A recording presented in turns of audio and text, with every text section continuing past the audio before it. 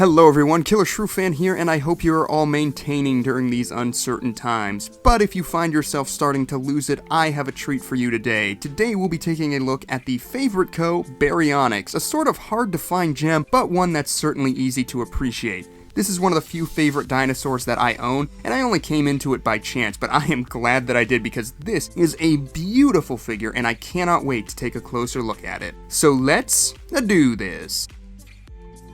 Before we talk about the dinosaur itself, it is important to note that it does come with a base. You can see here it's pretty simple, hardly anything more than a flat piece of plastic, but you can see there are some small rocks sculpted in, along with some rough textures that have been dry brushed a lighter gray in order to give it some pop. You can also see a cylindrical peg growing out of it there, and the Baryonyx right foot just slots right into that and stands no problem. A few of the other bases I have for the other favorite dinosaurs I own are much less effective. The slots don't fit perfectly, and because of that the dinosaurs still tend to get loose and fall over. But this Baryonyx has no problem staying on and standing and looking absolutely fantastic while it does.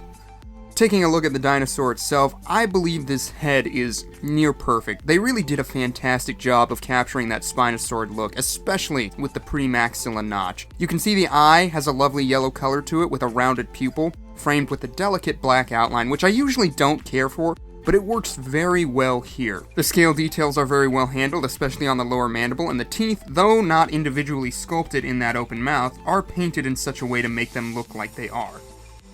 A couple nitpicks on the skull would be that there is some noticeable shrink wrapping going on in the typical areas, and the nasal crest could stand to be maybe just a bit bigger, but beyond that, I feel they knocked this out of the park with all the fine detailing and careful painting. Moving down the length of the body, you can see more crocodilian-like scales covering the dorsal region, starting at the back of the head and running down the length of the body, while the ventral areas are covered in less uniform texture that reads more like elephantine wrinkles as opposed to scales. There are lovely areas of pulling and bagging skin where you would expect it to be, namely around the limbs and running down the length of the tail. I wouldn't say the detail here is as crisp as other brands, but it does get the job done and is effective nonetheless. The iconic claw of the Baryonyx has been lovingly rendered, and you can see that there is some nice power to the arm sculpts on this model, and I really enjoy how they are being held at the ready while they brandish that heavy claw. You can see the nails are painted a dark gray, not a lot of weathering or texture on them, but I can accept it. The legs have a very active pose to them, with the left foot bracing against the base, toes splayed out and distributing the weight while the right leg is planted firmly forward. The musculature in these legs is great and really adds to the naturalistic, lifelike feel of the model. And no, it will not stand without that base, but really, that's more than okay because it means we get this fantastic, fluid, and believable pose. You can see this Baryonyx is sculpted in a striding position, neck turning slightly to the left, tail held flicking back behind it, while the arms are held in a ready position.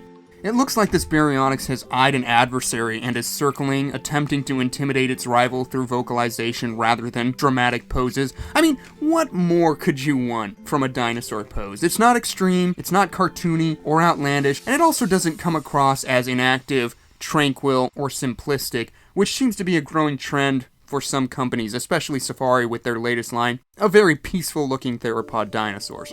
Yes, these were animals, and animals are not always roaring, or prowling, or fighting, but come on, who wouldn't want to see a dinosaur roar? This is the perfect happy medium between the two. As far as colors go, it is a pretty simple palette, essentially two colors, but it more than gets the job done. You can see the top of the Baryonyx has a rusted orange coloration that trickles down and patterns the flank in a striping manner, while the rest of the body is a golden yellow. There's a very subtle cream coloration on the underbelly that is so thin it's almost imperceptible. But I appreciate the transition of colors and how that's not entirely in our face. I also like the gloss finish. That's something that would usually bug me on other models, but here it's applied sparingly and ties into the aquatic hunting nature of the species nicely, so I can appreciate it. As far as the size of this Baryonyx goes, you're looking at about 9.5 inches long, or roughly 23 centimeters from tip of tail to tip of snout. With the base included, it stands at just over 3.5 inches or 9 centimeters tall, so not small enough to get lost in the shuffle of your shelf, but not overly large like a certain model we're going to compare it with. That model is, of course, the Baryonyx, which I never hated, but when you put these two side by side, that thing, it just looks freaking monstrous.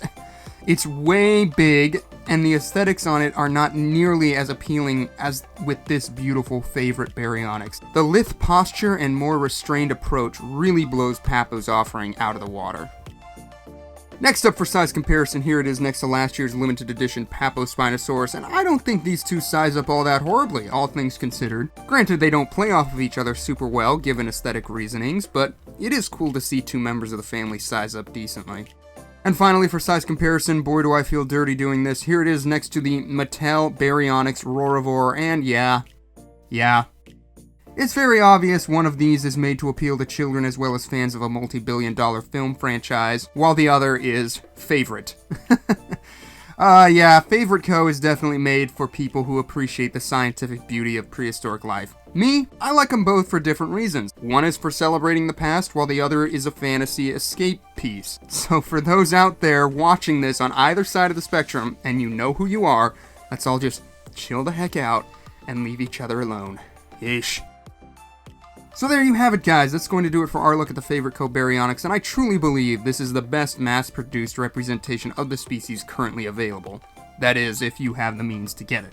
Yes, it is unfortunate that this was created and sold at an exhibition in Japan, which makes it hard for us to get here in the States, but if you can, I highly recommend it. It hits all the right notes from a sculptural and painting perspective, and it looks fantastic on the shelf. And that is why I have no hesitation whatsoever in declaring this Baryonyx dynamite.